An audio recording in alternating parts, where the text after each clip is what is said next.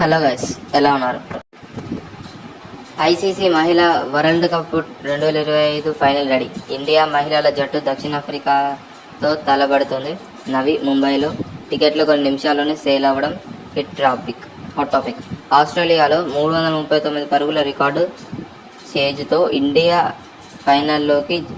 Jemimah Rodrigues 127 అద్భుత innings. Harman Preet Kaur 89 పరుగులతో జట్టును గెలిపించారు. పురుషుల క్రికెట్లో బాబర్ అజమ్ కొత్త రికార్డు సృష్టించారు. అతను ఇప్పుడు టీ20 ఇంటర్నేషనల్లో అత్యధిక పరుగులు చేసిన ఆటగాడు. రోహిత్ శర్మ విరాట్ కోహ్లీని దాటేశాడు. న్యూజిలాండ్ ఇంగ్లాండ్పై 3-0తో ఓడించి సిరీస్ క్లీన్ స్వీప్ చేసింది. ఛాంపియన్స్ ట్రోఫీ ముందు పెద్ద బూస్ట్.